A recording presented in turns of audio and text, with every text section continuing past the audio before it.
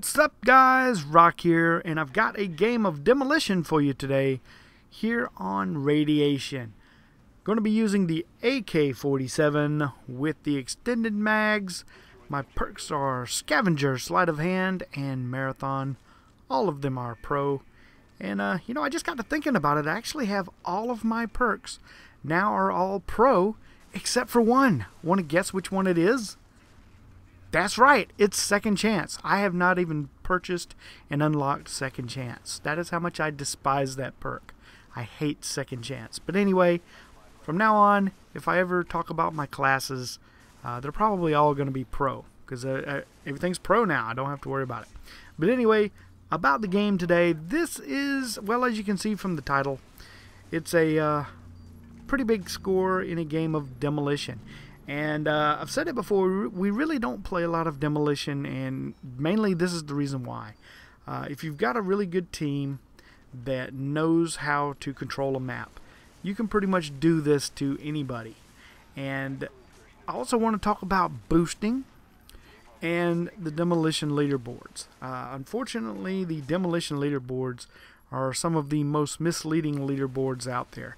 And it's because boosting is so incredibly easy in Demolition. So I want to talk a bit about boosting versus legitimate spawn trapping. I recently, not too long ago, did the booster exposure videos on my channel, where I basically just went into the leaderboards and looked at the weekly leaders and went and looked at their recent games played and called them out basically in front of the YouTube community on being a bunch of boosters. Now, a lot of you really enjoyed those videos, but then there was another section of people that really wanted to be combative and argumentative about those videos, and people really tried to justify that what some of those guys were doing was not even wrong. So with that being said, I'm going to try and point out the subtle differences between boosting and a legitimate spawn trap. Now, the videos I showed you before were from boosters, okay? When you are coordinating with the opposing team for them to set up in their spawn and you come in and kill them immediately as they spawn in, that's boosting. There's no two ways about it. What we're doing right here, we are spawn trapping this other team. They are going to get in a situation that they are not going to be able to get out of. Now, when we played the first round, the bombs were planted fairly quickly. It was less than 3 minutes. And when we went into this game, I went in with the mindset I was going to play a Slayer role. I was going to try and get just as many kills as I possibly could, allowing my teammates to plant or defuse the bomb as needed. So that's why you're not going to see me around the bombs much in this game. And in general, I don't like to play that way. I like to be an objective player. You guys have watched enough of my gameplays to know I jump on flags and try to defuse and plant bombs.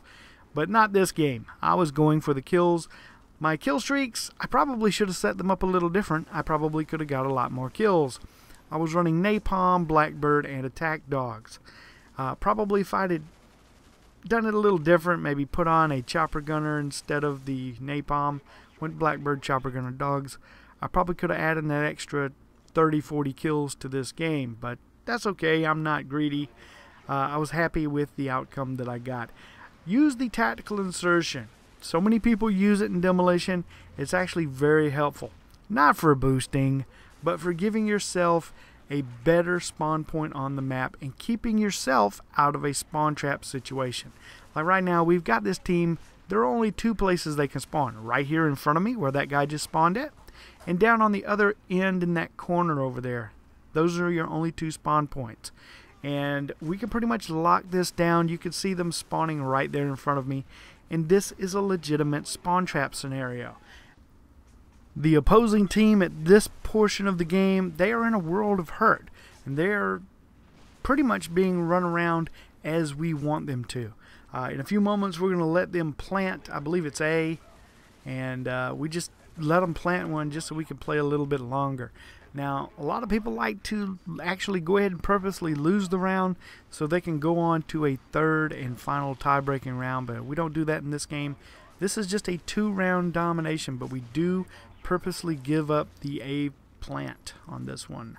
And it's one of those things. It's all about morals. Some people like to do this, like to just spawn trap and rape the other team. Personally, the group I play with and myself, we don't necessarily enjoy this type of gameplay. Sure, it's great for padding stats, and I could probably do this and run my stats up, but I'd rather play a more competitive type of game like domination rather than demolition, and it's just more enjoyable. Now, the complete opposite was the case in Modern Warfare 2. And I don't know what it was in Modern Warfare 2, maybe it's just the spawn systems. Even though you would spawn in the same spawn areas in Modern Warfare 2, it just wasn't the same. It was very hard to get locked down into a spawn like it is here in Black Ops. But Black Ops, wow, that damn car, I swear. I get killed by so many cars. In Black Ops, they have these fixed spawn positions, and it just makes for spawn trapping made easy. So if you want to play this game and you want to prevent yourself from being spawn trapped like the other team is, like let's say for example the roles were reversed right now and we were on the other team and we were trapped in that corner, I would use that tactical insertion that I just put down in order to get myself out of that spawn trap.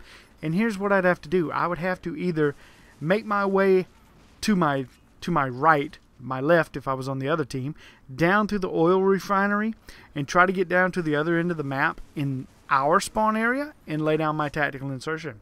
Or I could go to my left the way you're looking right now, or their right, and go down and go underneath like I was going to A and put my tactical insertion down underground. And then that would immediately start me spawning in a safe zone. I wouldn't be in that spawn trap area. So it's not that you can't break a spawn trap, it's just sometimes they're so incredibly difficult to get out of. Now, if you want to take a look at people at the top of the leaderboards in demolition and you would like to determine if they are a legit demolition player, all you have to do is look at their stats and some recent games. Really simple. If you look at their stats, you have your longest kill streak achieved. And you got to remember, guys, Black Ops, your kill streaks don't count towards your kill streaks, okay? I know I just said something that sounds really weird. Your kill streaks don't count towards your kill streaks. Your kills with your kill streaks don't count towards your kill streak count. So all of your longest kill streak count is going to be with your weapons or equipment or grenades. And you see these guys with 150, 200 long kill streak. You know, that's a lot of kills with a gun, okay? So that tells you right there something is funny, something's going on. Majority of your big kill demolitions, it's going to come off of your earned kill streaks. Like my dogs got me a buttload of kills in this game. Not my gun, not my gun. If you want to, go in and look at some of your favorite YouTubers out there that you know are absolute beasts at this game and are legit players. Go in, look at their combat records, look at their longest kill streak. I would wager they're probably in the 40s, 50s, 60s, somewhere in there. And if you look at these guys that are on the top of the demolition leaderboards, they'll have these insane long kill streaks like 200, 300. And I'm telling you, those just are not possible with a gun only. In order to get big kill count games, you have to use the kill streaks that you earn. Like my dogs, for example. So, if you want to know if somebody's boosting, just simply look at their stats, look at their kill death. If it just looks too good to be true, you know, it probably is. Go in, watch their recent games played, and that will tell you everything you need to know. Alright guys, that's it for this game. It was a spawn trap game. I go 84 kills and 10 deaths. Hope you enjoyed it. Hope you might have learned something. I will see you guys again really soon with another video. Have a fantastic day, everybody.